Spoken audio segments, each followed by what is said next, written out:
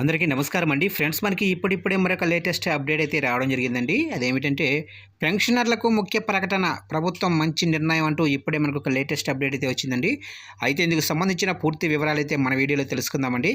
Video మాత్రం ఎక్కడ skip చేయకుండా చూడండి ఫ్రెండ్స్, అప్పుడే మనకి పూర్తి సమాచారం అయితే తెలుస్తుంది. ఇక లేట్ చేయకుండా వివరాల్లోకి వెళ్ళిపోదాము. ఇక ఆంధ్రప్రదేశ్ ప్రభుత్వం కీలక నిర్ణయం తీసుకుంది. పెన్షన్ల పంపిణీకి సంబంధించి మార్పులు చేసింది. రాష్ట్రంలో పెన్షన్ పంపిణీ మార్గదర్శకాల్లో ప్రభుత్వం ముఖ్యమైన పలు సవరణలు చేసింది.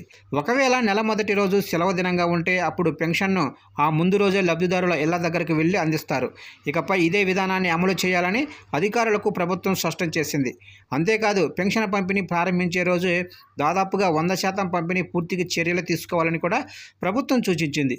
అలాగే 1వ తేదీ సెలవుగా ఉన్న నెలలో 2వ తేదీన మిగతా పెన్షన్ల పంపిణీ చేయాలని సూచించింది. ఒకవేళ 2వ తేదీన సెలవు దినంగా ఉంటే పెన్షన్ను ఆ మరుసటి రోజు అంటే 3వ తేదీ అందించాలని కూడా ప్రభుత్వం తెలిపింది.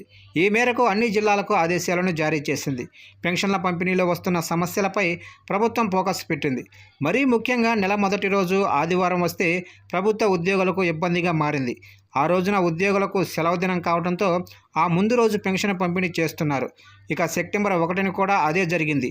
ఆ రోజు ఆదివారం కావడంతో ఒకరోజు ముందుగానే పెన్షన్ పంపిణీ చేశారు. అయితే ఆగస్టు 31వ తారీఖున రాష్ట్ర వ్యాప్తంగా రాష్ట్రంలో వర్షాలు పడడంతో 2-3 రోజులు గడువును పెంచారు. ఒకవేళ నెల మొదటి రోజు అంటే 1వ తేదీ ఆదివారం సెలవు దినం అయితే ఒకరోజు ముందుగానే పెన్షన్ పంపిణీ చేయాలని నిర్ణయం తీసుకున్నారు. ఇక ఏపీలో కూటమి ప్రభుత్వం అధికారంలోకి వచ్చిన తర్వాత ఎన్నికల సమయంలో ఇచ్చిన హామీని నిలబెట్టుకుంది. పెన్షన్ నెలకు 1000 పెంచారు. ఏప్రిల్, మే, జూన్ నెల బకాయిలు కలిపి జూలై నెలలో 7000 పెన్షన్ అందజేశారు. అయితే పెన్షన్ పంపిణీ దాదాపు ఒక్క రోజులోనే పూర్తి చేస్తున్నారు. అంటే దాదాపు 97% నుంచి 99% వరకు పూర్తి చేస్తున్నారు.